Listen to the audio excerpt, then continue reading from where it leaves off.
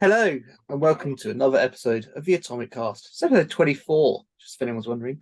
It's also available on Spotify, or also available on YouTube, depending on where you're currently listening to us from. Hi, my name is Tom, and I'm going to take you on an audio journey today.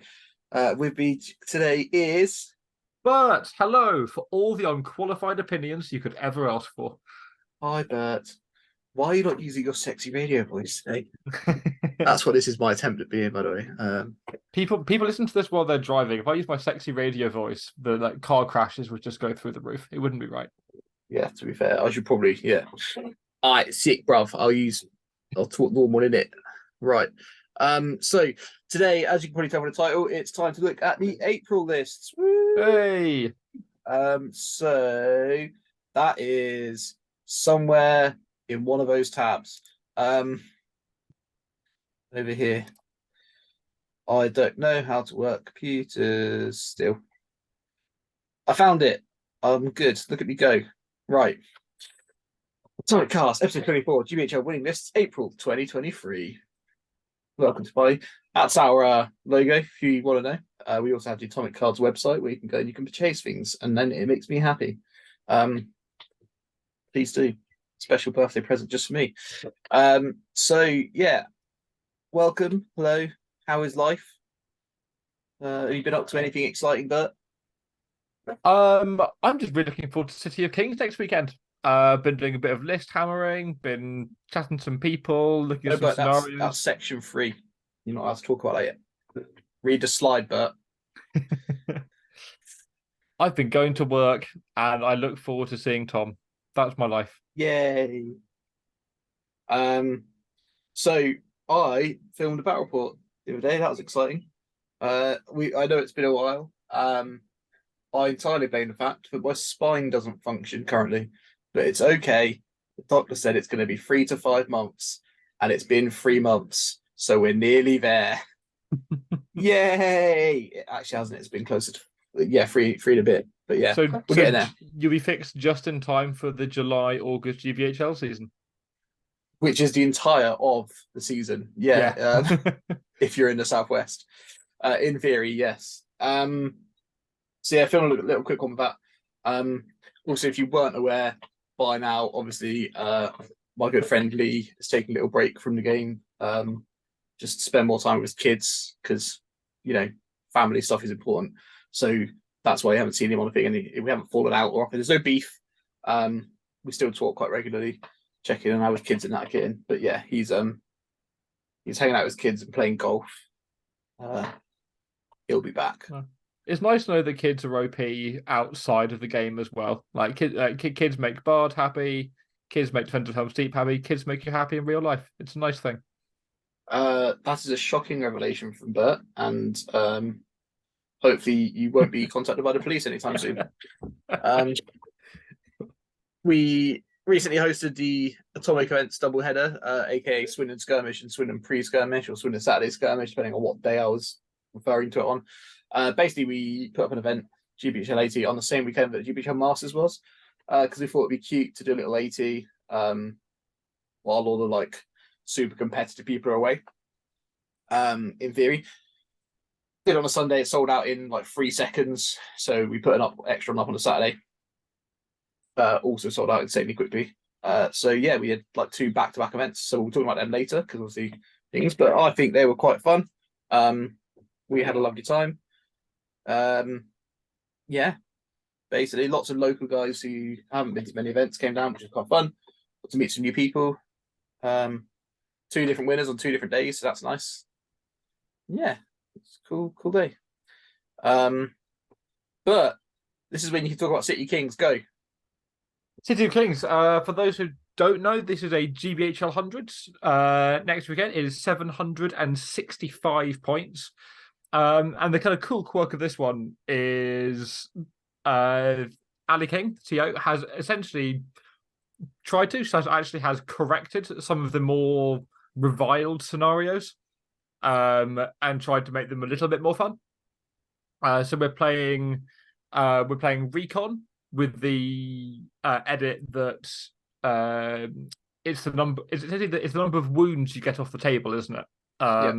So if you get a cav model off, it's 2. Radagast God Eagle would be like 5. So it places greater emphasis on that kind of thing. So for this building, you've got things like Storm the Camp with banners, which will hopefully slightly restrict the number of draws. And more importantly, like center line deployment, like retrieval. Yeah. And you got seize the prizes. So it's not like a all-in-one. It's that kind of thing. Which will have affected some list building. And I think one of the really cool bits is contest of the champion.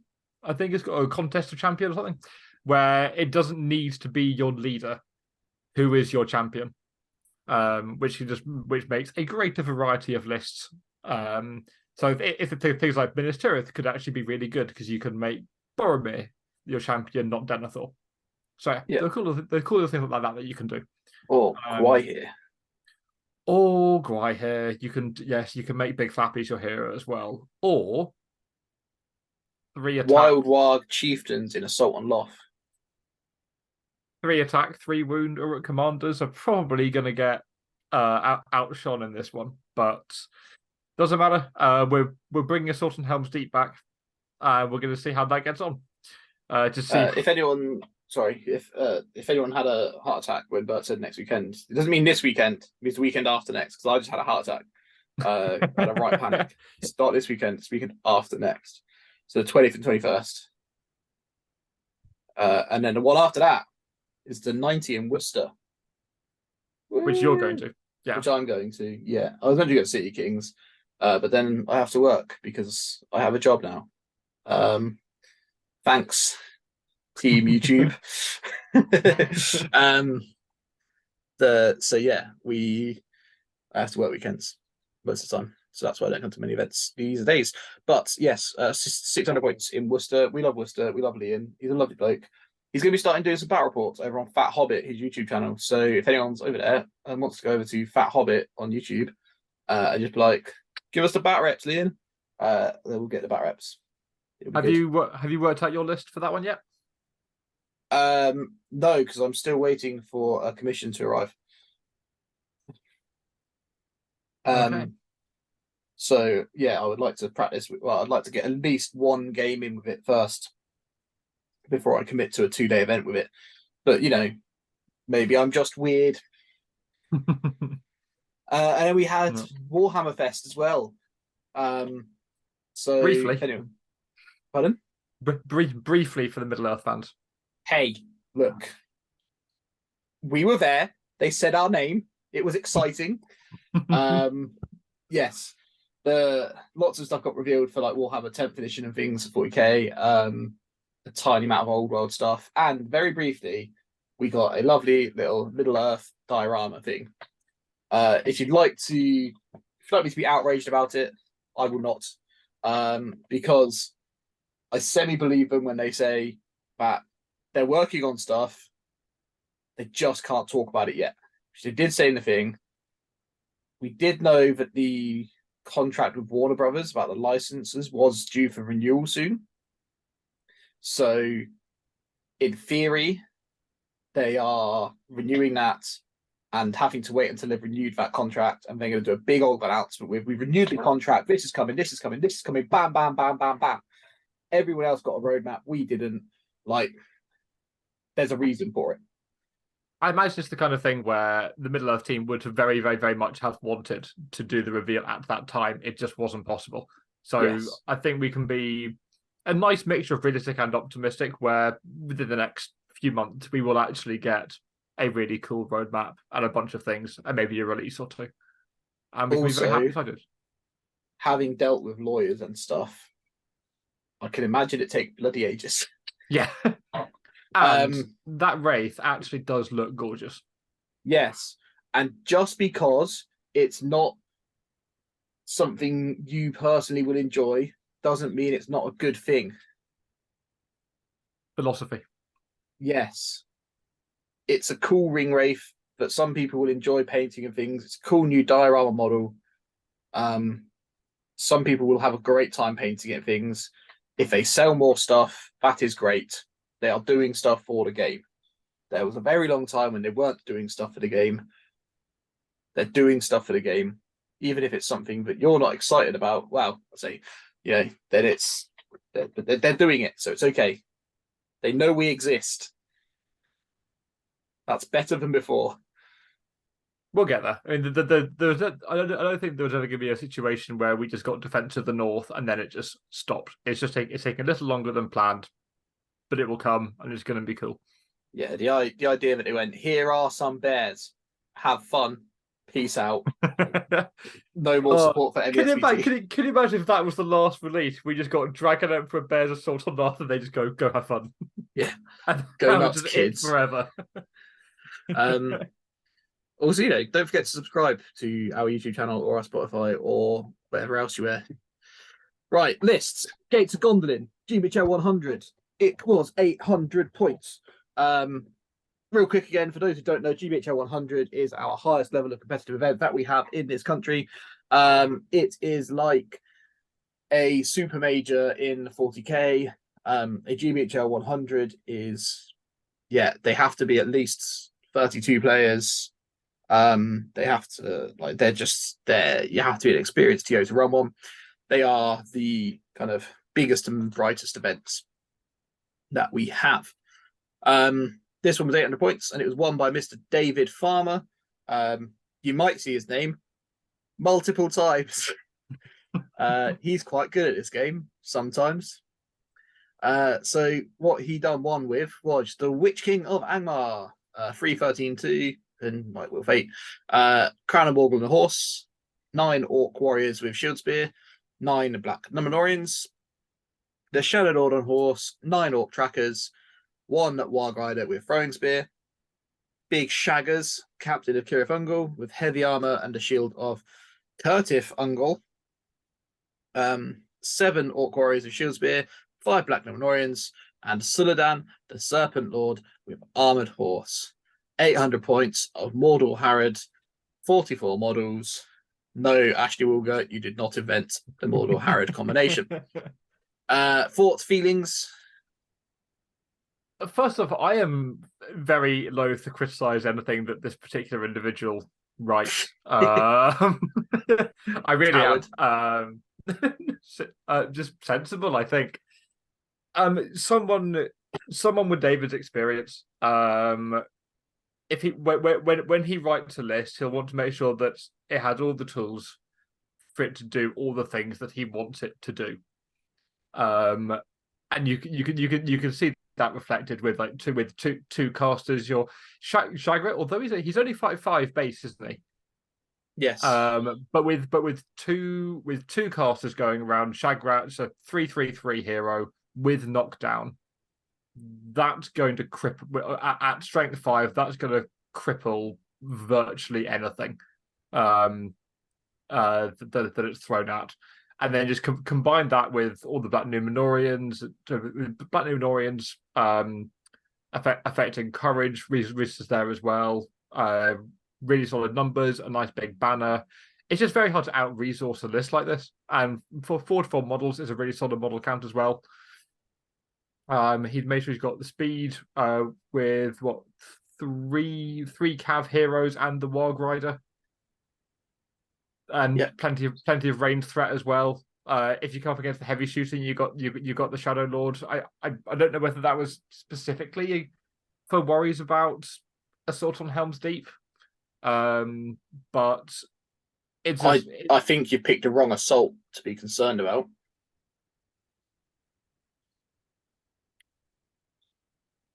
No one cares about Assault on Helm's Deep.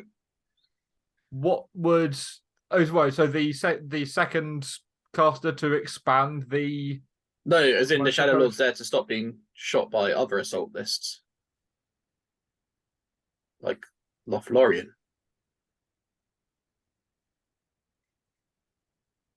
No. What would it do if it's nighttime anyway? What would the Shadow Lord? It doesn't make it nighttime. It means you can't shoot it. It's different. It's not how it's worded. Oh, that actually overruled it. I believe so. It's a different kind of dark. Yeah, it's a magical darkness. I did not know that's how that worked. Okay, then that makes made a whole lot of sense. So you have got even getting in close, you're still. So that'd be the goblins only hitting on sixes and not getting the +1 to wound as well.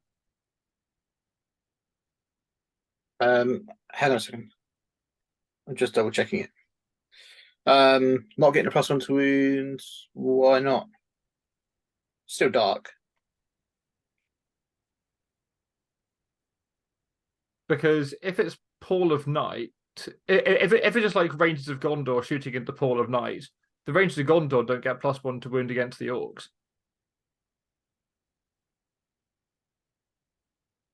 Sorry, say that again.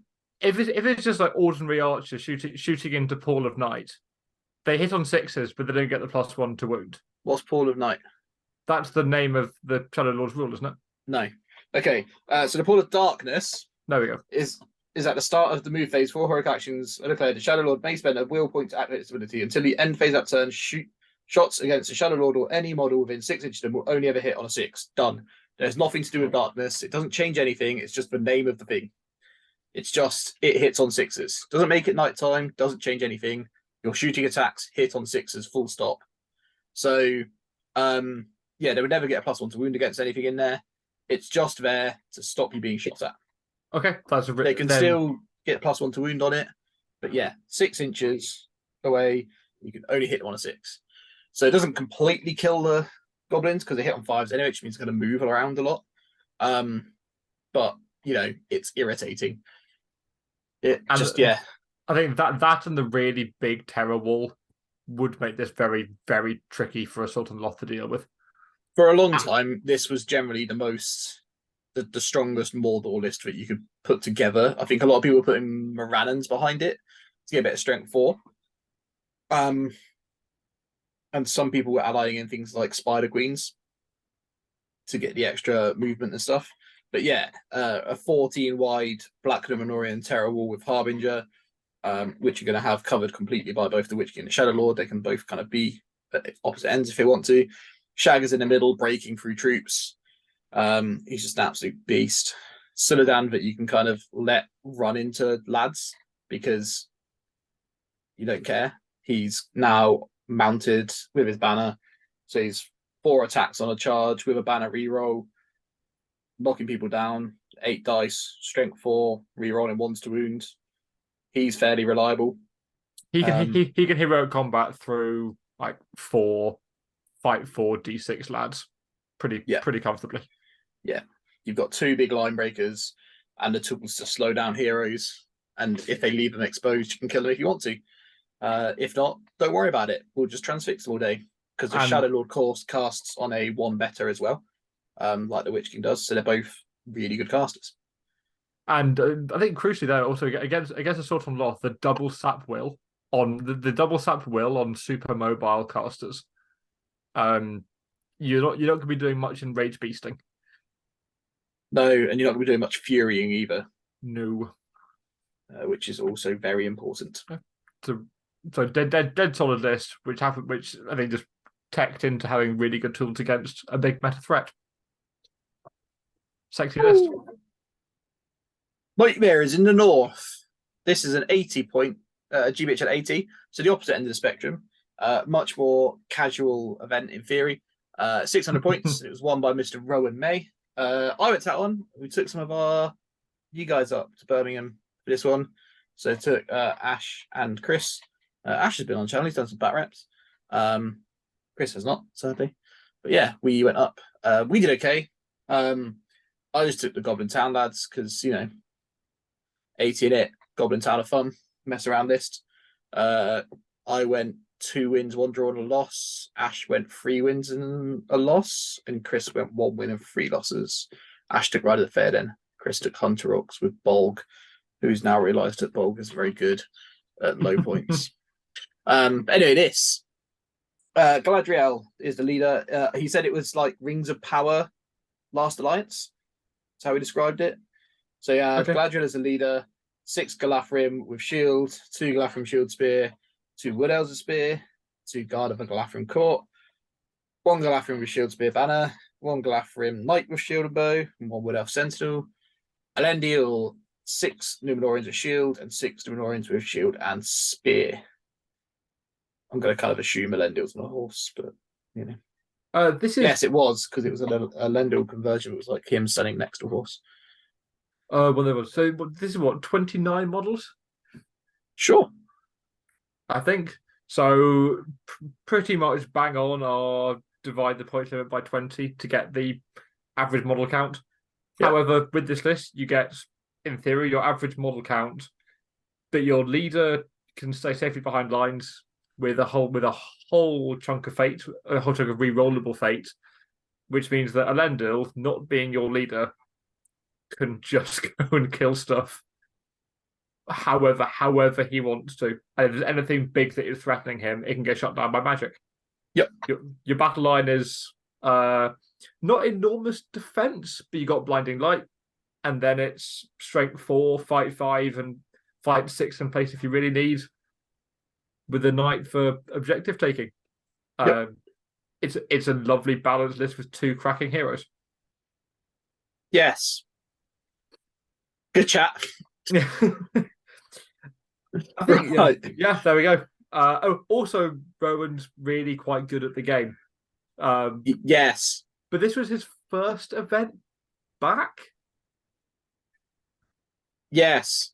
If you listen back to one of our pods a little while ago, started last year, one of the first pods we did, just after he won Best Newcomer that year, he said he was going to have to take some time away. I can't remember if he got married or moved in with his fiance or something like that. But yeah, something along those lines. So it happens.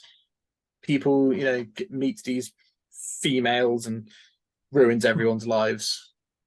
Just want my Lee back. So yeah, just women, mate. Ignore them. Don't need them. Who needs women when you got toy soldiers? That's my missus watches these videos, so I'm going to refrain from comment. Does she? Yeah, she does. Hi, Fanny.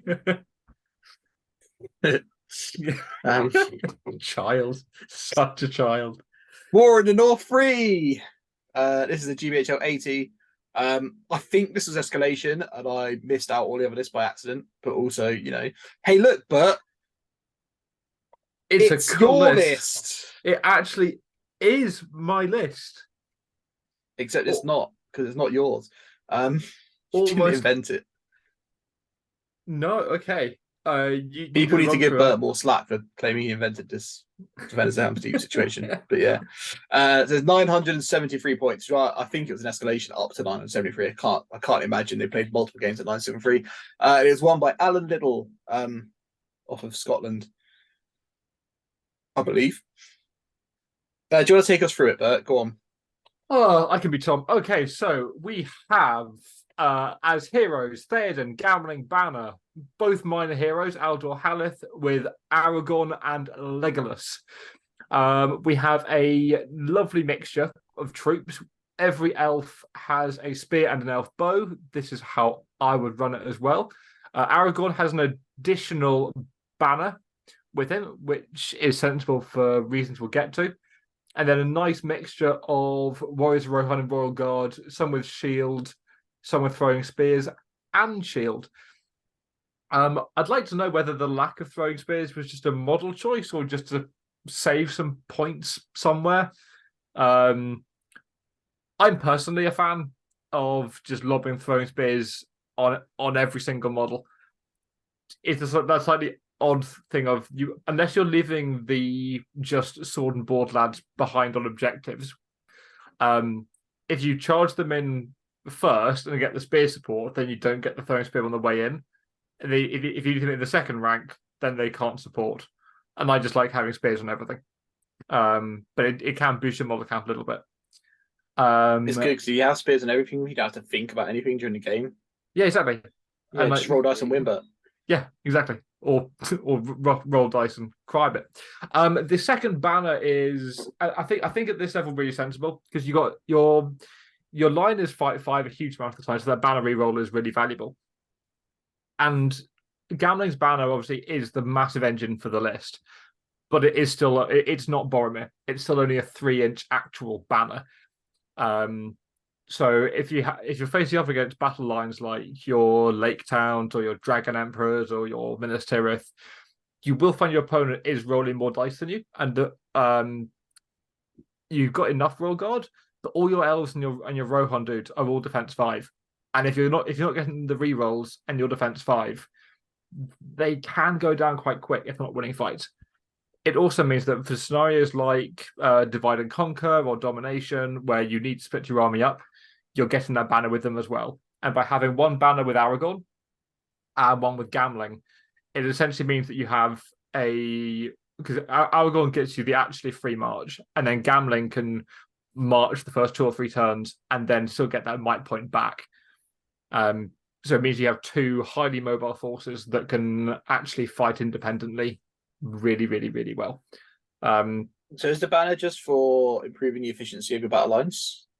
I think so. I think that's a fundamental misunderstanding of what banners are good for in this game, but oh, I'm not going to explain that, Needle. To be fair, what this banner does is the second banner in Aragorn's warband, you stick it right up Aragorn's ass, and it sits there and goes, "Go on, get him." And then Aragorn can run around going, "Ha ha ha! Free heroic combat with magic lightsaber of death." He doesn't have the magic lightsaber of death, but I corrected myself. I'm all good. It's okay. But yeah, he has a banner up his ass. He can run around going la di da di da and killing stuff for fun. Controversial point: Legolas over Gimli. So my controversial point actually is Aragorn over Gimli. I think because I've taken this list at 1,000 points, and I actually took Aragorn, Legolas, and Gimli, and I still got to about 44 models. I think the second ban is probably what boosted it. I think for his points, Gimli just does that little bit more, and I never found that. I never found that I was short, but I think if you drop Aragorn down to Gimli, it's like another 7 lads, and at that point, 54 models is really fun. So I think you can go either way. I think again having the if you're going for the army that can split up and have two very mobile different sections of the army, then Aragorn probably is the pick. But on a general like battle line to battle line, Gimli just does more. I had a practice game last week where Gimli just waltzed his way into a dwarf king and just one-shotted him. And that's not really something that Aragorn can do. So those tricky, hard to kill models, Gimli's heroic strength can come in handy. Like if you do hit something massive like a troll or a Gwaihir or anything like this, if you've got the Legolas +1 to wound up, Gimli can piercing strike, heroic strength, even go master fort if you want to. He could be taking a troll down on like 2s. You've just said heroic strength is good. I didn't say heroic strength was good. Your opinions are now invalid for the rest of this episode. So you shall not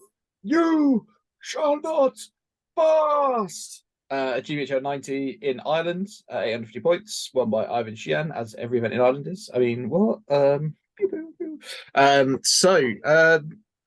But defenders of Helm's Deep. Talk us through it. Okay, as every good defender list starts, we still have Theoden, Gamling, no child. I think this list has gone down the firepower route by having the Haldir, the shotgun, Legolas, the machine gun, and the King's Huntsman, which are a slight newfound love of mine. I don't really know what the Irish meta is like, but this feels like a list that Assault on Lothlorien would make very, very sad. Although you do have the 2 Fight 6 Elven Blade heroes with 2 dice, this really is lacking the big hitter. And if you do hit a scenario where you where you don't get the opportunity to shoot your opponent off the board. That's what 13 elf bows and Haldir and Legolas and the King's Huntsman, and you don't really get to use them. It can sting a little bit. So they at 850, I would love to see maybe Haldir change into Gimli. Because you get to keep the fight 6. You've got plenty of other elven blades that you can pair up with Gimli if that's the concern. But Gimli just hits so much harder, so much harder. What I love about the list, I love that again we've gone for spears and elf bows on the Gladstone, and then everything has a throwing spear to avoid thinking. That makes me happy. And losing Haleth is a choice. I think upgrading Aldor into the King's Huntsman is actually a super good call. Because you get to keep the accuracy, much more reliable shooting. But the big thing is having that second wound. Having that second wound and the additional might means that you don't go into scenarios like Fog of War or Assassination with Aldor and just go, oh crap. But I really like it. The model count's solid. The basic engine is there. I just feel like there are scenarios where your opponent will have a big hitter and you just don't quite have the tools to really shut it down. What do you think, Tom? This list is ha ha ha, bows go pew pew. That's my view on this list. That's about as much criticism or feedback as I have on this list. Is I think for me, lol, bows go pew pew. I think for me, yeah, it feels a bit Winmore, as in there are very, very, very few lists which, I mean, so at 800, I had 40 models, just Theoden, Gambling, Haleth, Legolas, Gimli, and I didn't get the scenario where I could just sit back and shoot. But if I had, I don't really know what was going to outshoot me anyway. I had the 12, 13 elf bows and Legolas with a D6 front line with heroic shoots and accuracies and all the rest of it. I wasn't going to lose that shooting war anyway. So this is the, I'm going to win the shooting war really, really, really hard if it happens. But having... For what Bert's referring to, if anyone's unsure, Winmore is this whole concept of like, when you're winning the shooting war anyway, so you don't need to go like really win the shooting war. Essentially, it's like taking, I don't know, triple casters to an 80, which is like 500 points. You don't need 3 casters. That's just too many casters. 2 is good. 3 is 1 too many. Or upgrading something like a Corsair Reaver to have axes. They're already going to kill whatever they hit. Giving them axes to piercing strike, they're just going to kill them harder, but they're already going to kill them. It just feels a bit unnecessary. Yeah, superfluous. But yeah, I don't know what the Irish scene is like. If the Irish scene is a big fan of defense 5 hordes without blinding light, then yes, this list is absolutely outstanding and it will shred it. Everything I've seen about the Irish scene seems like it's 50% of it is complete wildcard lists. I've seen the Grand Army of the South do well over there. The Rangers of the North have performed really well over there. And a few like lists that you wouldn't necessarily expect. But I think that's mainly due to the fact that they're just having fun. They're not, there's a few people over there who are really, really good at the game. And when they come to events, they're coming to win. The majority of the population doesn't necessarily seem to be, this is just from an outsider's point of view, they're not taking crazy yellow ally combinations in an attempt to make the strongest list they can. They're coming to play fun toy soldiers with friends. It sounds delightful. It's a lot of fun list, and having the 5th warband for deployment and using the Huntsman Legolas as deployment drops is a really cool little tool. So I still really like it. it's just one of those lists where, yeah, face on sad. All right, the Battle for Olympus, a GBHL 100 with like 10 players. No idea what happened there. It's the first 100 I haven't seen set out in a long time. But I'm assured that everyone went there, had a lovely time, and they had some really quality prizes. I think best painted got like 300 quid's worth of paint, and runner up best painted got like 100 quid's worth of paint. And considering there was less than 20 players there, it was good chance of winning that. So that's cool. Need to up your game for your event, Tom. Shh, I've got let him cook, right? I've got plans. For our 100, which hopefully we'll be able to talk more about at some point in the not too distant future. But shh. It was won. It's 700 points. It was won by Mr. Jake Rawson. If you don't know, Jake is quite good at this game. So his good army was the official most broken list according to Longshanks that we talked about the other day, which is Arnold. So Arvadui, 15 Warriors of Arnor, one of them's got a banner. Malbeth, 6 Warriors of Arnor, 5 Rangers of Spear. Captain, 5 Warriors of Arnor, 5 Rangers of Spear. Captain, 6 Warriors of Arnor, 2 Rangers of Spear, 2 Rangers of Outspear, and a Hobbit with Warhorn. So 51 blokes. Was it 5 up Field of Pain to get from Arvadui?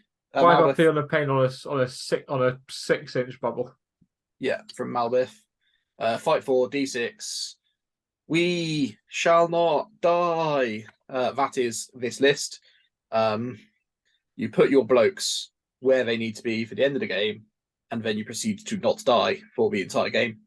That is how Arnor works. It is insanely good. Just be grateful that the models are out of production, or you'll be seeing it everywhere. Got 14 Ranger bows plus the Hobbit as well. It's so many D6 lads. I saw a picture. I think Harry Parker posted up on the GBHL page for Masters, where it was deployed as a 2-rank line for Masters, and it was like probably 3/4 of the table in width of just lads. Just an absolutely enormous number of lads. And with that many bows, 51 models, you'll outnumber things anyway. By the time you get to it, it'll definitely outnumber you. And then even if you win the occasion, even if you do win some fights, a third of the time they're not dying anyway. And rolling 6s is hard enough. Yeah, for the most part, you're wounded them on 6s. You got 1 in 6 chance of wounding them, and then a 1 in 3 chance that they just go, ha ha ha ha! 'Tis but a scratch back at you. Boy, is that infuriating. Yeah. So I guess the way to crack this would be to get to Malbeth as fast as you can. But yes. but trying to wade through 16 ranks of troops to get to him. And considering that this event was only like a week before Masters as well, it was very much it's a week before Masters and only like an hour away from Nottingham where Masters was. So I think a lot of the players for Masters went and took lists that were similar to Masters lists, apart from Farmer, who took like Hobbits for some reason. So Jake's Evil was Hunter Orcs. We've seen him do this before. So it was Hunter Orcs plus Goblin Mercenaries. Interestingly, threw a little curveball in there. Took a Gundabad Orc Shield Captain with 1 Gunda banner and 2 bats. Didn't do that before. That's a new toy. Are they strength 5? No. Got the captains. Yeah. Yes. I think that's really, really, really good. I think just having that strength 5 tool. If you get a defense 7 hero who's just out of might, maybe out of position, just getting those 4 dice wounding on 5s rather than 6s can be a nail in the coffin. It's a nice little tool to have, and it's especially when combined with the Gundabats. Gundabats. Let me just double check that though. Yeah. Gundacap. He's only 50 points as well. What a nice guy. Yeah. Two Yeah, points of strength might. 5. Yeah. Defense 7, right? Yeah. Yeah. He's a really tanky dude that a lot of like sort of human strength 4 heroes on foot. Like even things like a Ratabi, big but quite an expensive hero. It's 3 dice wounding on 6s. You get like most of the time you're not even going to get a wound on a Gundabad Orc captain.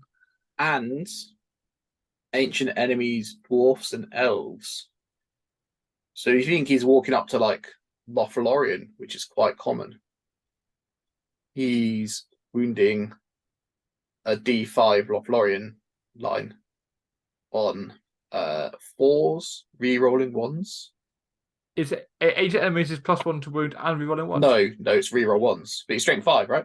Yeah. So unless they've got shield, spear, shield, sword, shield everywhere on Galafrim. And things like dwarfs, where Mr. King might pop up with his Masters Dwarf list, where he's got D7 everywhere because Army of Thor. Just being able to walk up to a dwarf and kill it on 2 attacks, kill it on 5, re-rolling 1s. You've got 2 1-in-3 chances plus a re-roll of a 1, so it's not unlikely that you'll be just killing a dwarf a turn quite happily. You can tell me exactly how likely it is, I'm sure, but yeah, it's just good stuff, isn't it? It is. And also the war bats, the ability just to knock things down. Both for just for restricting movement, knocking banners over, things that are a bit vulnerable and can take double strikes. They are such an outstanding tool. That's a nice royal standard at Rohan you've got there. Would be a shame if it was prone. Now you can't get any might back. Greg Wiggett, of I think Sanctuary Gaming fame. Sorry, what did you just call me? Greg Wiggett, that's his name. All right. Lovely chap. I played him at unnumbered tiers. Took something like 15 Gundabats. And I was just looking at it and going, half my army is now on the ground. Gamlin got one-shotted by like a pair of Gundabad Orcs. And it's just really hard to counter when he can be like middle of your battle line and just suddenly end up on his bum for no reason whatsoever. I think it was Jeremy Wong took it to Imps a couple of years ago, which was Azog, and his warband was half bats, half berserkers. Just had a lovely time going, haha, you're on the floor, haha, berserker dead. Yeah, did quite well with it. So yeah, Hunter Orcs good, Arnor good, life is good. War of Wrath 2, so GBHL 90. It's a doubles event. 1,100 points. Oh god. And believe it or not, this is the reduced size following feedback from War of Wrath 1, which I attended, which was 1,400 points. Did they do 2 War of Wrath? Sorry, did we just review War of Wrath 3 as well? Oh no, that was War in the North. War in the North. Yeah.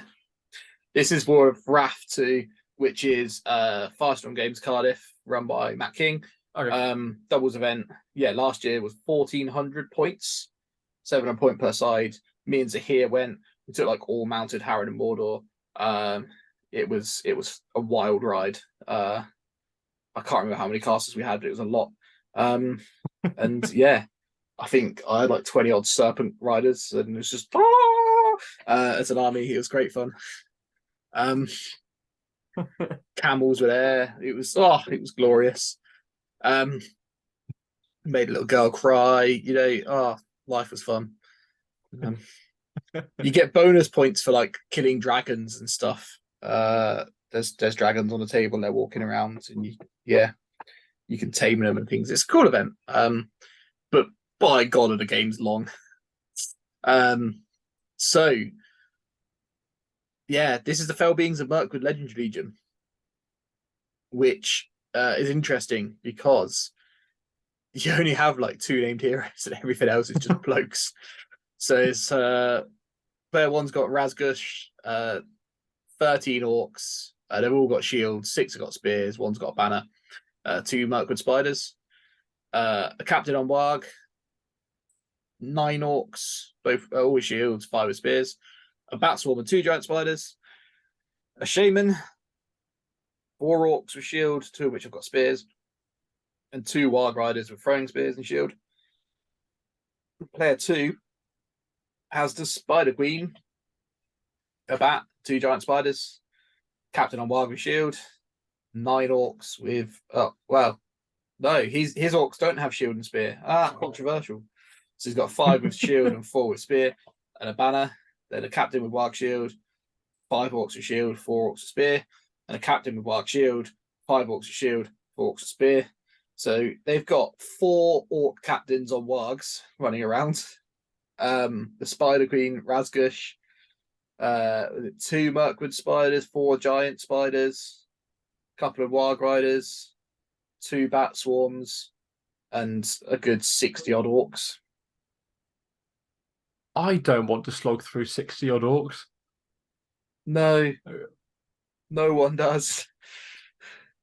I mean, it's one of those lists where once you get beyond a certain points level, you kind of know what it's going to look like. You're going to just gradually add a spider or 2, more lads. You have to do the captains because it is only the only 2 named heroes. I said before that Razgush is really, really, really solid.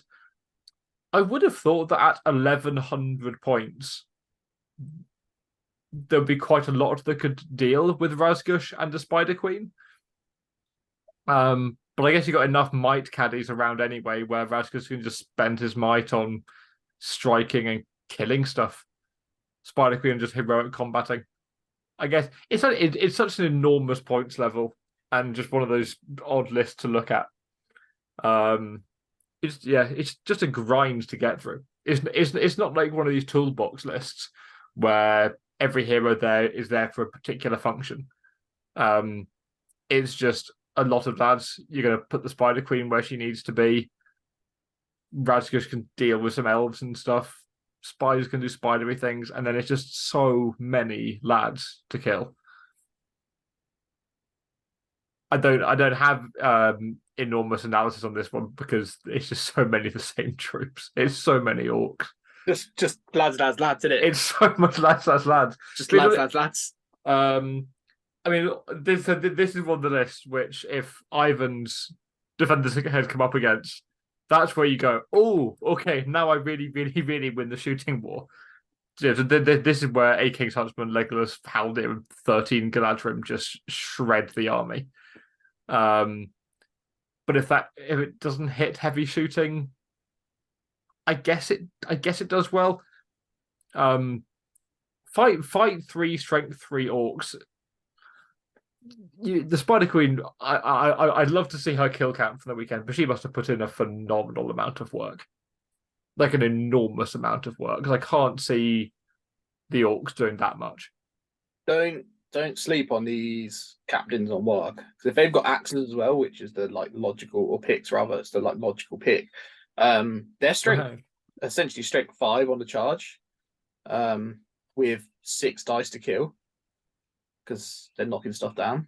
They're only going to be fight 4, but if they hit your lines and knock you down, if they win the fights, you're going to die.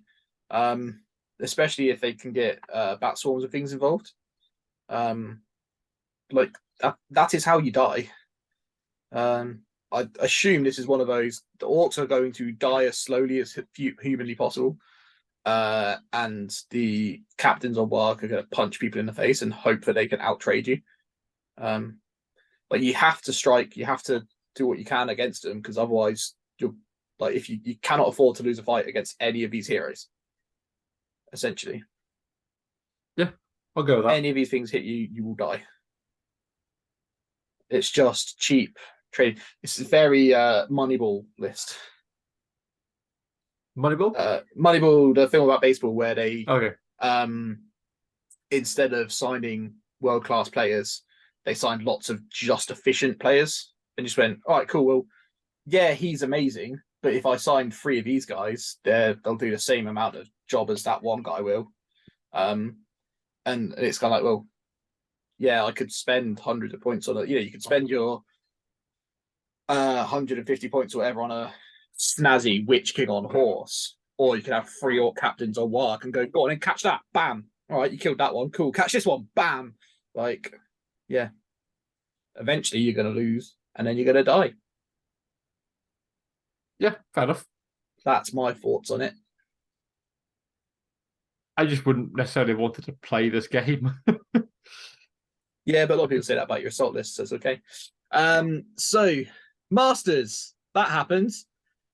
We showed you the list beforehand.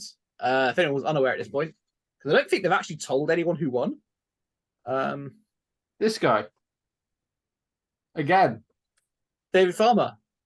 He won. Again. What a man. With the same list. No, it's not. It's different. He's got slightly less Black Nomorians and some Harrod Horsies with his Sunderland, and 2 Watches of Carno with Twin Blades, because 2 attack fight 4 is good. Also courage buffs and hatred spirits. So if you happen to bring some Angmar, rah, basically. Yeah, I mean, full credit to Ash Wilger for writing the list and David Farmer for piloting it really well. So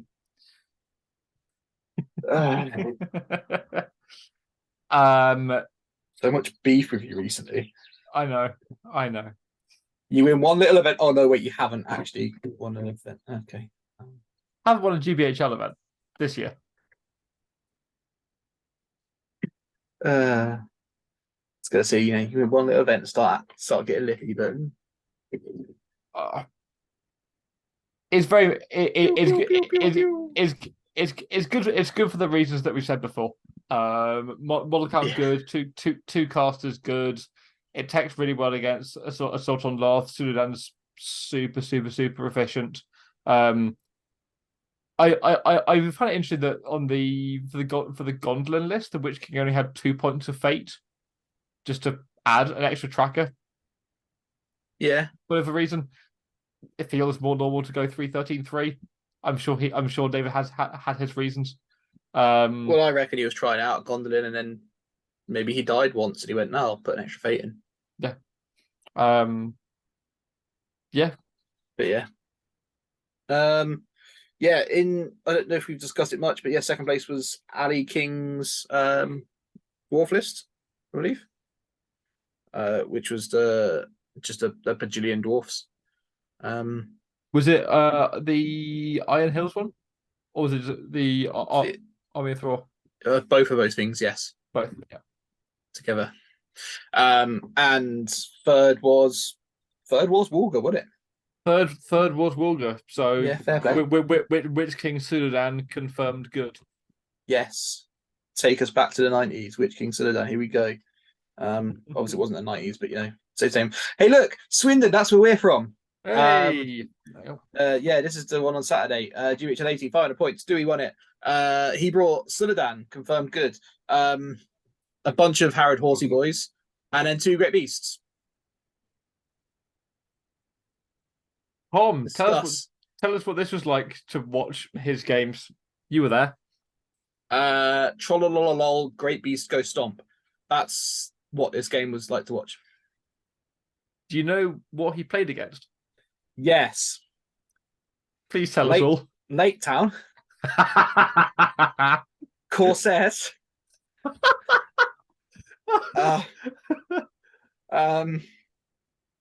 Something else. Trollolol, Thingies Go Stomp. Let me have a look. It will be on this lovely website called longshanks.org that everyone should use. And also they should start paying me for all my advertising. So the Great Beast does strength 6 hits, right? I don't know, mate. I think it's 2 strength 6 hits. Do correct me in the comments. It wasn't Lake Town, it was Angmar on day 1. So yeah, Angmar, Corsairs, Fell Beings, and then Rivendell list that was like Gilgalad and friends. Okay, so up to Gilgalad, it's just wounding everything on 4s. Yes, but he played Gilgalad on Destroyed Supplies. So it was like, ha, here is a great beast. I'm going to come and destroy your supply now.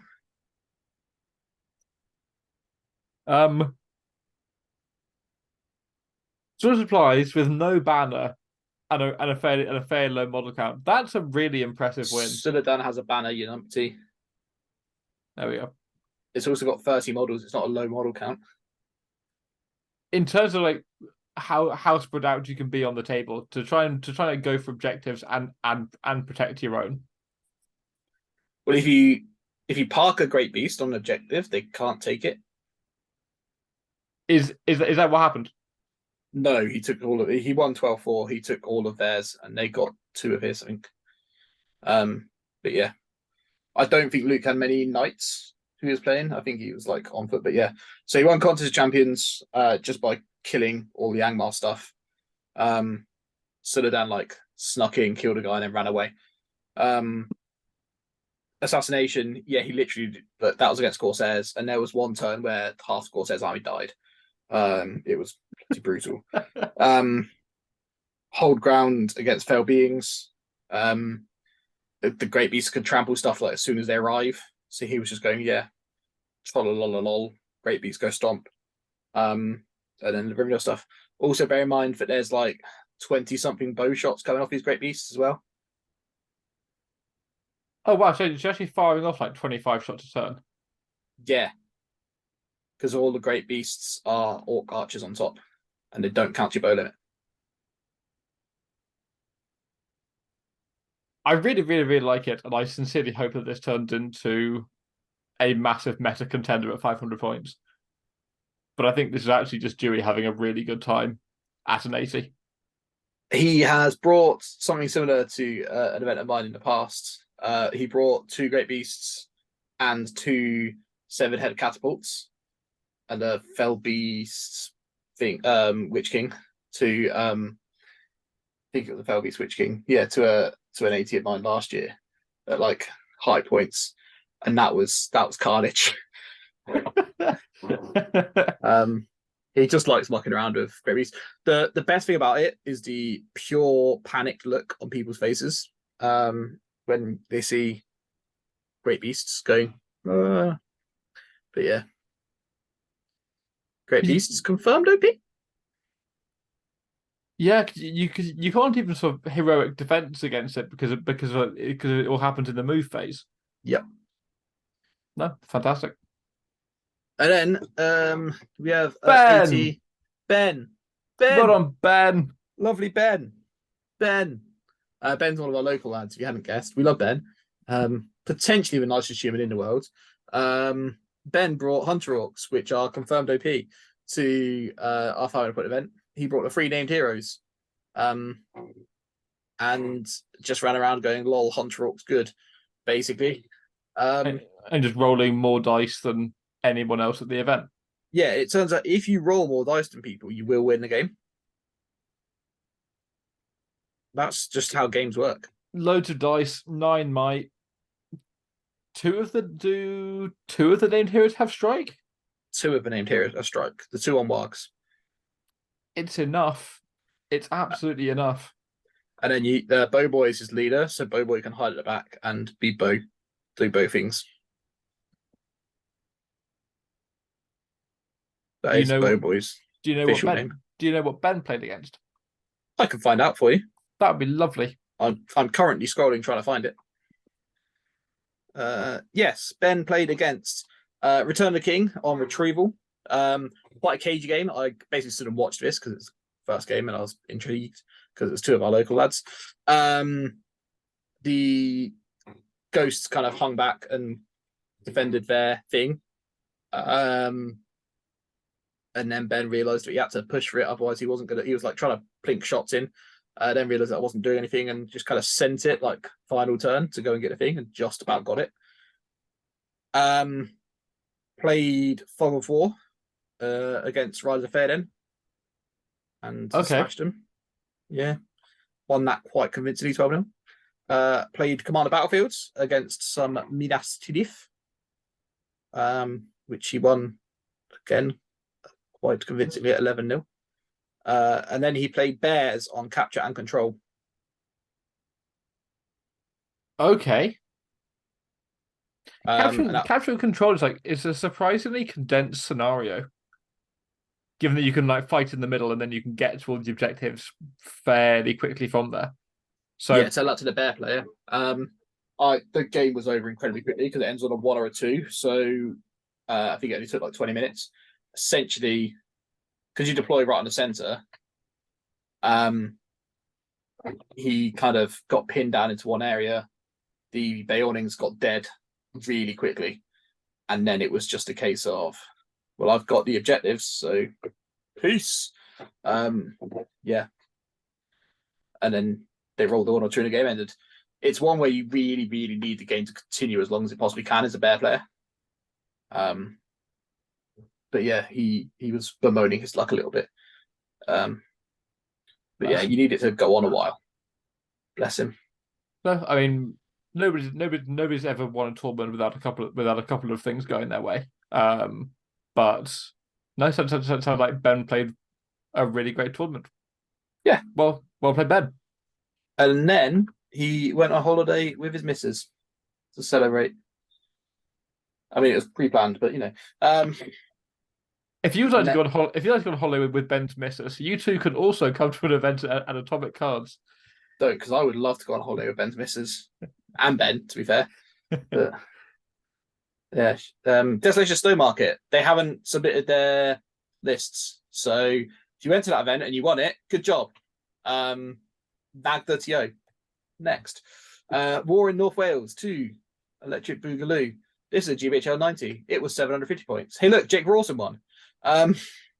With this, oh no, not the same list. No, you wind your neck in, sir. This is a different list. This is Arnor and friends. Someone's only got 700 points of Arnor.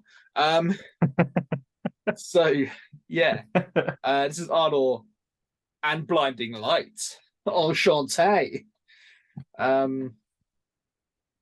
I reckon someone killed his Malbeth and he took that personally.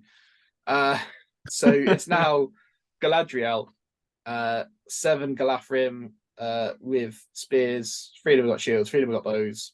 1 of them's got a banner. 2 Galafrim Court and a Sentinel. Then Arva Doovy, 10 Warriors of Ardor, Malbeth, 4 Warriors, 4 Rangers, Captain, 4 Warriors, 5 Rangers, Archer and Warhorn. Still 42 models, still a lot of models for 750. But now we've added Blinding Light and Magic to stop your big heroes hurting me. And Arbadui stops being your fragile leader. Yes. So then Arbadui basically becomes your fearless bubble. Becomes your fearless bubble, and then three might. He's 3 attacks, 2 wounds, isn't he? Probably. Yeah. So he goes your 3 attack, 3 might, fight 5, spends might on killing stuff. There's a load of D6 lads around him. He's hard to wound. Is Malbeth friendly model or is it friendly Arnor models? Arnor. And you don't get Galadriel with a 5-up save and rerollable fate. No, because I looked for Lake Town. I have looked, sir. I have looked.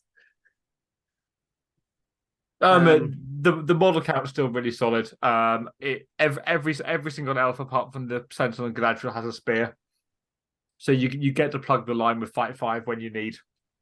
Oh yeah, we didn't mention it earlier. Warriors of Arnor come with a spear. If you didn't know. Yeah, so everything has a spear. So it's a super flexible battle line. Also, just seeing Galadriel caught behind Arvadui.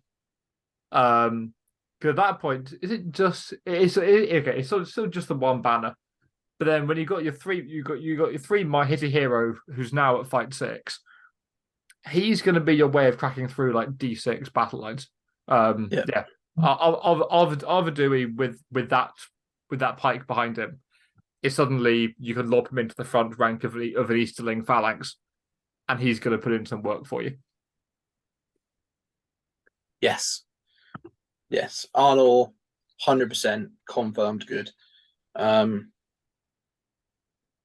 Yeah, and as we know, the little the Galadriel Lothlorien package is quite handy, so it's all right. He didn't drop a Galadriel Knight in though, did he? No, Nope, no cav. Okay. no cav. Battle of Sunderland. Here for the names, by the way. Nice lads. I believe this is one of the first events up in the Sunderland area. They're working on getting more in the northeast, in particular, so around the Newcastle, Sunderland area, just like that. So we've got Chris Little and Chad Manton doubles event, GBHL 80, so fairly chill. You've got Pits of Dol Guldur. So we've got Azog the White Warg, 10 Hunter. Sorry, Azog with the White Warg, not Azog the White Warg. 10 Hunter Orcs and 8 Gunda lads. They've all got spear shields, and one of them's got a flag. Then we've got the Keeper of Dungeons, 5 Hunter Orcs, 4 Gunda lads, Orc Captain, 6 Hunter Orcs, 7 Hunter Orcs, and a Gunda Cap with 7 Hunter Orcs. A total of 7 Hunter Orc bows. Those are rookie numbers. You've got to pump those numbers up. And a Warhorn. We stan a Warhorn King. Warhorns with Hunter Orcs and stuff is great. If you didn't know, bring Warhorns. But yeah, Pits is good. We like Pits. It's 45 models. It's an absolute bucket of might and an even bigger bucket of dice next to you. If you lose a fight, you will die. Yes. Basically. But if you win the fight, you'll probably kill whatever you're fighting. So there's that. There's D4 squishiness. But yeah, so you've got to be careful when you're playing it. You've got to be careful about picking your fights and things. But as a good White Warg, just kill stuff. The Keeper of the Dungeons, just kill stuff. He's like Baby Bolg, if you didn't know, so he gets buffs as he kills more stuff. He's also strength 5 + 1 to wound. He's strength 5 burly, but he's got a pick so that you can piercing strike them as well. Yeah. Does he have a pick? Is this a pick? I think that looks like a mace to me. That's a bonker. Oh, you can piercing strike with that. That's a bonker. It's a piercy bonker. It's a piercy bonker. T-shirts coming soon. You'd like a piercy bonker t-shirt? I would love a piercy bonker t-shirt.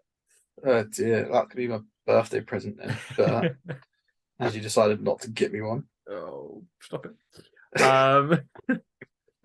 Dark Powers of Dol Guldur are there, aren't they? Let me see. Can he piercing strike? Oh, place your bets now. Is Bert wrong again? Bert, that's a 2-handed pick, sir. That's a 2-handed pick? Yeah. 2-handed pick that he's carrying in one hand. I think that is almost a qualified opinion. That's fantastic. We're getting better. Oh dear, it's not though. You weren't invited to Masters, mate, so you can wind your neck in. Oh no, I was 6 spots away. Disgusting. Another time.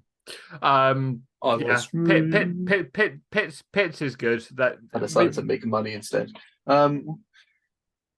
It's 45 models that one turn you get to put exactly where you want them. You can that combined with the free heroic combats. We thought it'd be really hard to deal with. But then we also discovered that the Pits win rate is I was about to say, yeah, we all think Pits is good, but actually, apparently, Pits win rate is shockingly bad. So that makes Chris Little and Chad Manton even better at the game. Yeah, confirmed OP players because they used a trash list. Because according to the stats that we did the other day, Pits is trash. So I want to watch the games because there's no way that this list doesn't kill stuff. And there's no way that Azog doesn't kill stuff. So I want to watch the games. I don't understand how people are losing with it, but yes. I want to watch the games where people lose their whole armies and then still win games. Right. And then the Scottish Team Championship. Yes, by the way, April had 1 million bloody events in This it. is nuts. There's so many events. I wasn't ready for this. I should have had lunch before I started. It's, if anyone's not aware, it's 4 p.m. now. The Bert's moaning about not having lunch. So anyway, I've got snacks. Here you go. Look, I've got a some rainbow cookies, little Smarties in them, but they're not Smarties. They're just generic chocolate rainbow things. We can have a snack break in a second. It's all right. So Scottish Team Championships, GBHL 90, 1,200 points of doubles. David Reed and David Alexander, the Daves, the double Dave. This is Mordor Harad, Witch King Sunderland, OP confirmed again. So Sunderland, Serpent Lord on armored horse with 7 Harad warriors with bows. 6 of them have got spears. 1 doesn't. He forgot his. 1 Watcher Carnal with twin blades. 4 a Bracken merchant guard. We've got fat blokes on the table. Yes, fatness shows strength. We know it. The Betrayer with horse. 6 Harad warriors with bows and spears. 6 Serpent Guard and 1 a Bracken merchant guard. Yes, more fat people. Harad Taskmaster. 6 Harad warriors with bow and poisoned arrows. They also forgot their spears. 1 Serpent Rider, 1 Watcher Arcana, and 4 a Bracken merchant guard. So that is a grand total of 19 Harad warriors with bows in that list. That's okay, isn't it? Then you flip to the other side, which is Mordor. The Witch King of Angmar, 318 free. That's an unnecessarily bougie level of will. Fell Beast, Crown of Morgul. He has got with him a ton of Orc warriors, all with different will gear, and I'm not going to read them out. So he has got 5 Orc warriors. Most of them got spears. Some have got shields. 1 of them's got a banner over it. 2 Orc trackers. 1 of them's got a warg. An Orc tracker on a warg. I love to see it. Absolutely love to see it. They're splendid models. If you can convert them up like that. 3 Rannon Orcs with shield, 4 Rannon Orcs with shield and spear, and 4 Black Numenorians. Then he's got the map of Sauron on armored horse. We have 2 Orc warriors with spear, 1 Orc tracker with warg, 2 Rannons with shield, 5 Rannons with shield and spear, and 5 Black Numenorians. That's another 35 models. So they've got 75 models at 1,200 points. A bucket of bow shots. A whole load of strength 4, triple caster, bunches of fight 4, 3 casters. The Betrayer's pretty crap at casting, but you know we'll allow him. So many things. A monster. There is actually a monster. A monster? Yeah, a monster. A Fell Beast. Yes, a Fell Beast is here. A Fell Beast. Oh, splendid. That's why he's got the 18 wheel. Yeah, going into combat. It feels like a pretty big combat-y kind of Witch King. And again, Harrigan Taskmaster presumably only does the free might for Harad heroes. It won't work on the Witch King. Well, what he's there to call banter heroic shoots. Yeah, we've got like 19 bows re-rolling wounds. Yes. Banter heroic shoots. I mean, there's enough might anyway. It's what 1, 2, 3, 4, 5, 6, 7. 7 with half of. Yeah. Oh, can the Taskmaster work multiple times in a turn? I don't believe. It's fine. We'll work it out another time. Do I have it? Either way, what we've got here is an awful lot of dudes. There's a surprising amount of fight 4. There's an awful lot of killing because there's lots of strength 4 +1 to wound stuff going on. There's terror. It's just so much stuff. Both the armies are really good on their own as separate entities. And then to bring them together, they just work really nicely together. You've got you can have like fight 4 across your whole front because you've got fatties and Black Numenorians. So you can either try and charge terror or try and charge a bloke who's going to kill you because you stole his KFC. And then you've got your Harad warriors in the back with poisoned spears, because obviously their spears are poisoned. So if you pop the Betrayer, it's one of the things where the Bracken Guard. But here you go. Right. I'm going to bet you do maths because people like maths. Okay. If I'm fighting a defense 6 line, right? Yep. I am strength 4 with +1 to wounds. Yes. Okay. Now, What if I was strength 3, but with full rerolls? Against a D6 line. Yes. A D6 line, you are wounding 25 out of 30.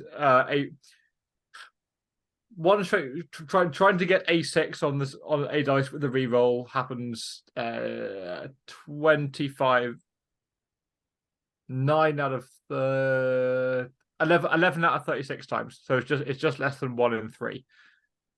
And the fatty's wounding on 50% of the time. Yeah. Yeah. But then what if it's D5? So you're trying to get a 5 with full rerolls. Then you are wounding 5/9, which is slightly better than half. And if it's D7, then you're then the fatties are now trying to get 1/5, which is because they're now trying to get the fatties are down to the fatties are then 1 in 3, so the fatties are 12/36, and the strength 3 with a reroll is 11/36. So the fatties are 3% more likely to wound. Okay, so it's I'm going to call that negligible on D7, but against D5 you're better with normal blokes on the front, and against D6 you're better with fatties on the front. Yes. Also, I believe the Watchers of Karna can poison up their blades in Harrodland. Sounds all right. Then you've got 2 attacks with the poison, which is then better. Then you're like 54% to get the 6. Yes. Which is better. Yes. Splendid. I don't think they can poison up their blades.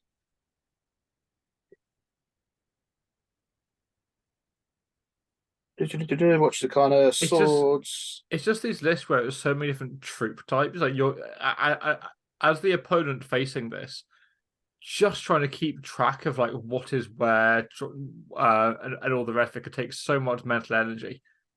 They're trying to keep track of where the actual threats are. Yeah, the Watchers don't have poison blades. Okay, but yeah, but still against D5, they're wounding on 5s, but with 2 dice to get 5, whereas the fatties are wounding on 4s with 1 dice. Yeah. So yeah, 2 times 1 in 3 chance, whereas instead of 1 times 1 in 4 chance, or 1 in 2 chance. Yeah, cool. So more efficient. It's a non-bow. Woohoo! Yes, and yeah, stuff everywhere, just bloody everywhere. Trackers on Warg are one of the better objective holders, in my opinion, in the game. Are they 10 points? They're so horrendously cheap. They are 10-point cav. Are they? I think. I think you know. I think. An Orc tracker is 5 points. To give him a Warg is 7. It's 12 points. Warg is 7. Oh, okay. But they're they're pinging their bow shots off on 4s. And just generally skulking around, having a lovely time. Yeah, I love it. I love a tracker on Warg. Cool points for sure. It's also just super hard to outshoot this list. Yeah. Just because of the heroic shoots are just it's like having Braga call your heroic shoots. Yes, Braga is perfectly balanced. What I will say is, after all of these events, not a single Lake Town win. So, you know. Also, after our last video, is that 2 events won by Defenders of Helm's Deep? Yeah. Not by me, obviously, but the list. Yeah.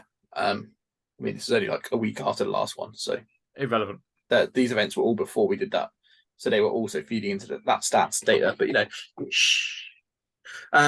But yeah, good job, team. And that was it. There's the things. That's the events. This might have actually changed on the rankings since I put these on here, but still, the 2023 rankings: David Farmer, number 1; Jake Rawson, number 2. You both heard their names. very often. Ed Ball number 3, and then so on and so forth. Bert is 22nd. Tom is 29th. We're both still there. We both still exist. Yes, we still exist for now. In the teams, Team Atomic is 6th. And in the newcomer, the one from us is there. I think Ash is 11th. He's new there. Brutal. Which I should have just Oh, wait, so we're beating out any heroics. We are currently beating any heroics, yes. Yes, come on. Yeah, stick that in you and smoke it.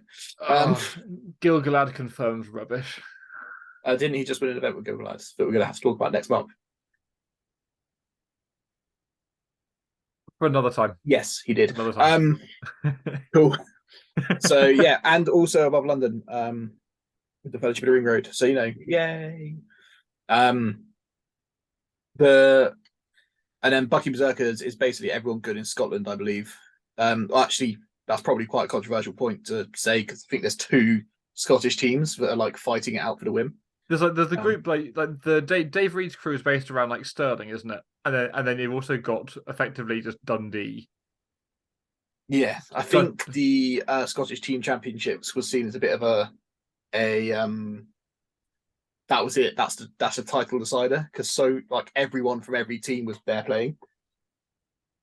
Well, no, I think they're doing a actual team event later on, which is like 4-man teams, and they all get. Right. There's like a big event coming up in Scotland, which is like already going to decide the team rankings of which of their Scottish teams is going to finish above each other. Other than that, so the Guardians of Distant Lands, that's just like a mix of people from around the country who happen to chat in Dewey's Discord.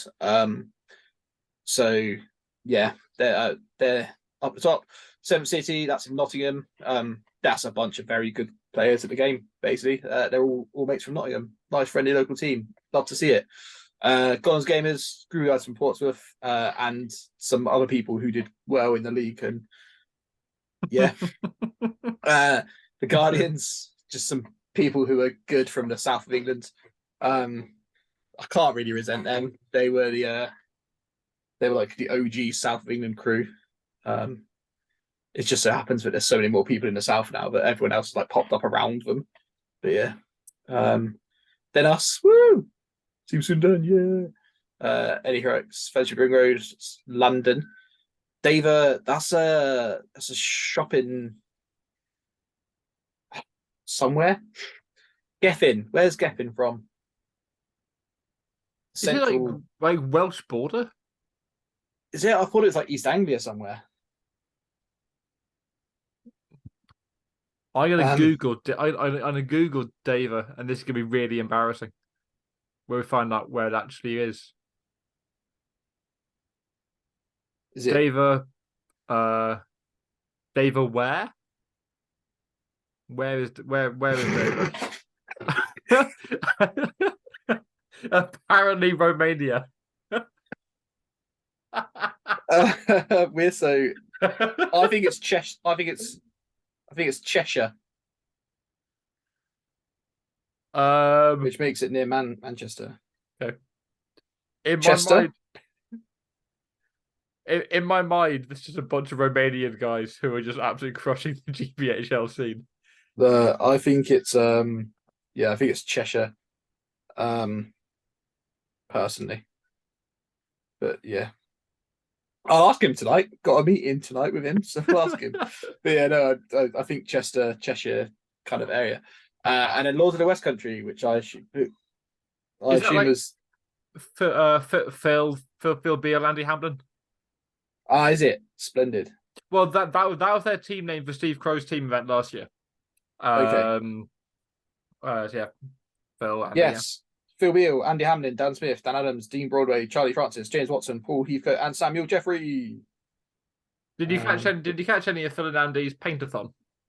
I didn't watch any of it, but I saw it on Insta and stuff a lot. I caught a bit.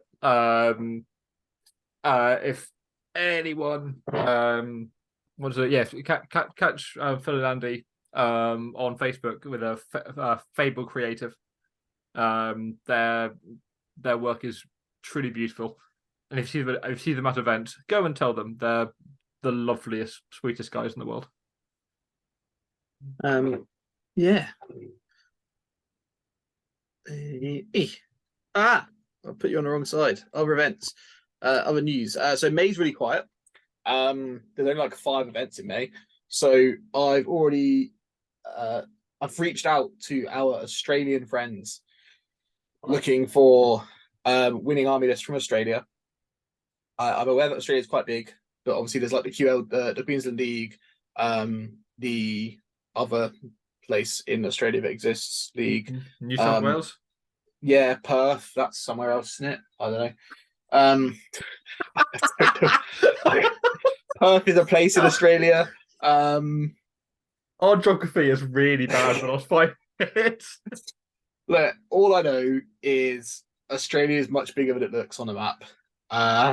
And yeah, there's where Lockie is, or was before he moved to New Zealand, and there's where the Last Lights Loser Men guys are, and they are 2 very different places.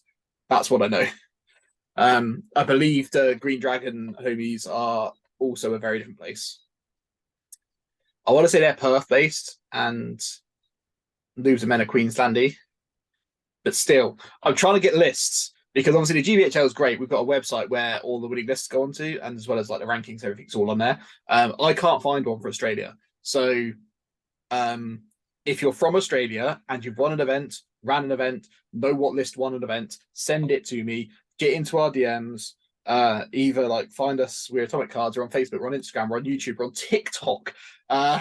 We're everywhere.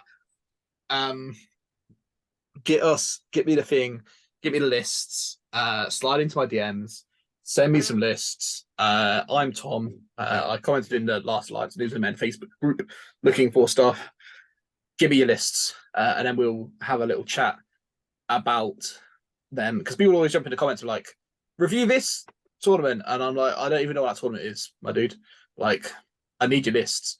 If it's a quiet month, I'd honestly seeing like the podium lists from some quiet village in Czechoslovakia. I'd love to see it. Just send wherever you are in the world, send us your lists. I might go trawling through Longshanks and find some of the events that are happening in like there's I think there's one in there must be some events in Ukraine, because if they send us events to the team championships, they must have some events.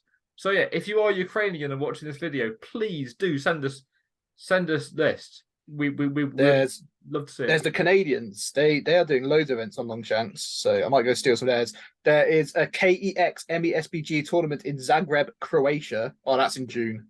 But still. There's an unexpected midsummer journey in OMSK Norway. I want your lists, my friends. Give me your lists. It's being ran by the Stig. Oh, scenes.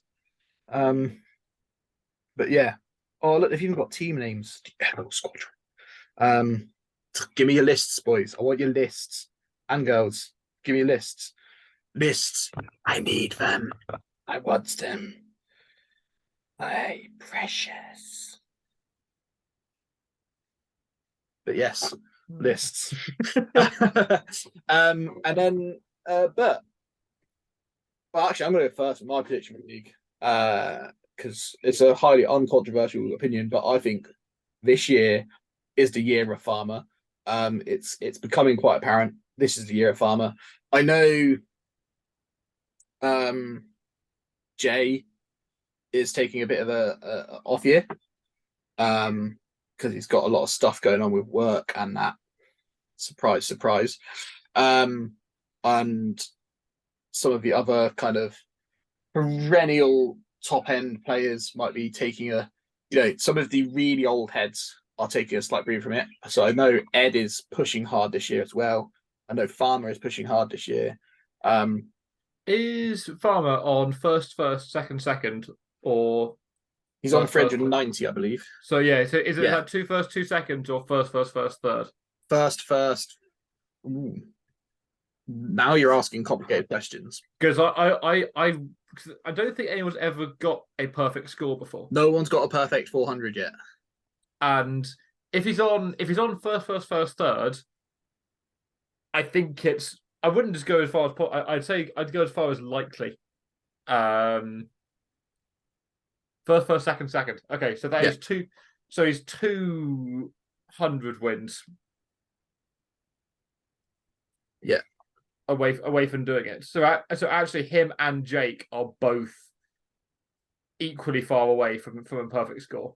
Yes. It's going to be a fun summer. But who's your money on, my friend? Oh, Jake's hairier, and I do love a man with a beard. And to be fair, they are at opposite ends of the hair spectrum. I think. But we can't have two bald people winning. We can't have winning the two major events in my life, which is the Premier League and this. So, if Farmer wins the GBHL, that means Arsenal can win the Premier League because Pep's not allowed to because he's bald. So that means I need Farmer to win this. I'm gonna just go with the Harrys. Okay. I'd love to see Jake do it. I think just going best newcomer, and then just barely breaking stride and just going through and just walloping the league the following year, would just be a phenomenal achievement. So there you go. We're split. Either way, I would love to see one of them get a perfect score. I don't know if I think it's easier or harder. It's an interesting discussion now, in my opinion, to get that perfect 400 these days because there's way more 100-point events, like way more. However, the people capable of podiuming a GBHL 100, there are way more of those as well. I think the volume of events matters more. Because if you're in a position where you're like 5-1 is almost expected, and 4-2 is substandard, and you just need, and very often that sixth game can be losing a crucial roll off or just the not low matchup, something like that. If you put more events in, and you're as class a player as either of these two lads are, then it just means that you're less likely to have that bad matchup or lose that crucial roll off. So even if there are players who are capable of hitting the podiums, I think if you look at the names on top of that list, there aren't that many. I mean, Jake's probably one of the newest players up there. You still. I mean, Dave's not there for a while. Ed's up there. This GHR. there. I went. Sorry, the little drop down menu was stressing me right out. Yeah, these are. I mean, other than someone called Wooljar down in ninth, like these are all names up top that you'd kind of expect to be there. So yes, I mean, they're all people I think are fully capable of podiuming 100. Yes, I mean they all have. So, but then you continue down and actually, have they? Not this year necessarily. I don't think Aaron Pullen has. They both win 290s. I think he's just been beating up on Lincoln. There you go. Incorrect. Immediately. 100 naked. Apologies. But yes, Ryan Gregory also very good. Dewey perfectly happy that he has the capability to podium 100 when he stops farming 80s. Jamie can podium 100s. He has done in the past. Adam can. Alan can. Denby probably could. He's very new, but he definitely could. Like even all the way down here, like Jasmine can. Bert maybe could. David can. Tom can and has. Like probably was third in GBHL last year. Hasn't really got going yet. Ivan can definitely do it. Like so many people down here, even down here in the 30s and 40s. Well, City of Kings is the anniversary of me almost making a GBHL 100. I came in 4th last year in just the weirdest way possible. I managed to go 3-3 and come 4th.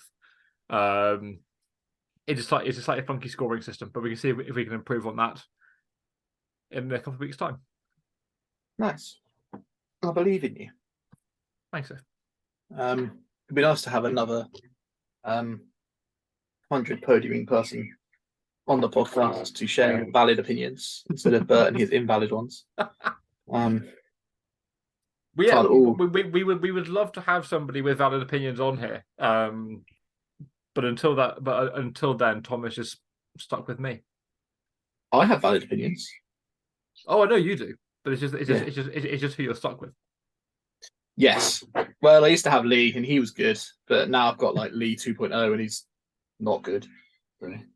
Harry. I even work with someone who brings like the same lists because Assault on Helm's Deep, same thing really as Assault on Helm's Deep, but oh well. Still just a gaping hole in my heart. I just need some dwarves back in my life. But yeah, thanks for sticking with us and our mildly chaotic ending. If you are still here, that means you love us and would love to subscribe to the channel so that it makes our number go big, because I like it when the number gets bigger. It really pleases me. I used to play a lot of like MMOs when I was younger. So anything where the number goes up, that makes me really happy. Because that's how you play MMOs. You just play games that make number go up. So yeah. Play games, make number go up. And also, feel free to head to our website, atomiccars.co.uk, and buy some stuff, because that makes me happy too. Or if you live in the area and can make it at all, do pop into Atomic Cars, the actual shop as well. It's a wonderful, happy place with some cool tables, and you'll see Tom in real life in all his happy, smiling glory. He's always there. He's a delight.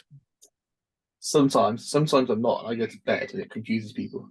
But yes, do make sure you check the opening hours, because some people have done that and got sad because they didn't realise I don't open until the afternoon, because we're there until 10 o'clock at night so that our friends can come and play after they finish work.